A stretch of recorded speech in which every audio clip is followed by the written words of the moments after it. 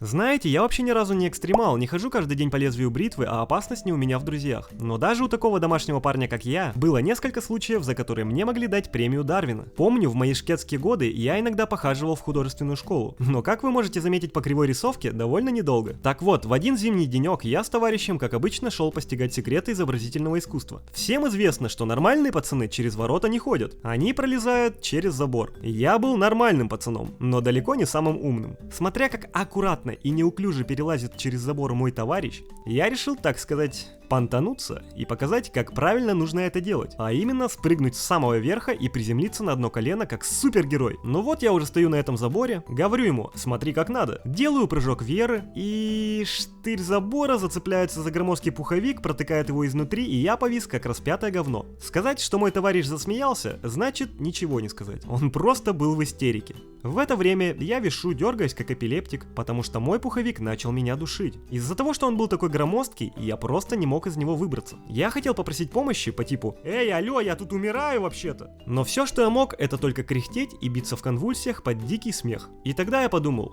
все, это конец. Я сейчас подохну под смех этого дебила. И, возможно, обосрусь. В итоге, каким-то чудом, мой приятель наконец заметил, что что-то неладно, и расстегнул мне пуховик. Мне даже страшно подумать, что было бы, окажись я тогда один. Детский труп, висящий на заборе, обосравшийся и задушенный собственным пуховиком. Думаю, сильно бы озадачил администрацию художественной школы. Я, кстати, еще очень легко отделался, потому что штыри забора были реально острые. При неправильной траектории я мог просто упасть на них жопой. Так что, ребята, выбирайте ворота. Второй случай произошел со мной не так уж давно. Мой друг позвонил мне и радостно заявил, что теперь у него появился автомобиль! И предложил прокатиться. Конечно, в качестве первой машины у моего друга не мог появиться Porsche, но это было лучше, чем Porsche. Советский мускул-кар под гордым именем Москвич 412. На ходу. Это было слегка голословное заявление, потому как однажды даже угонщики не смогли с ним совладать и бросили через несколько метров.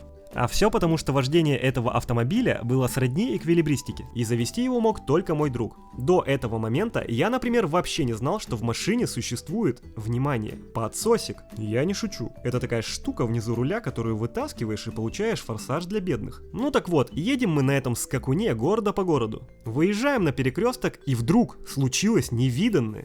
Наш крейсер заглох.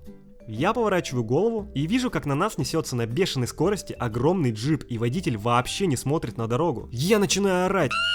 Мой друг, судорожно пытающийся завести, тоже начинает орать. В штанах теплеет, и в самый последний момент, прямо как в кино, на каких-то диких оборотах машина наконец заводится, и мы едва не стали частью местных новостей. Кстати, водитель джипа даже ни на каплю не сбросил скорость. Пидор!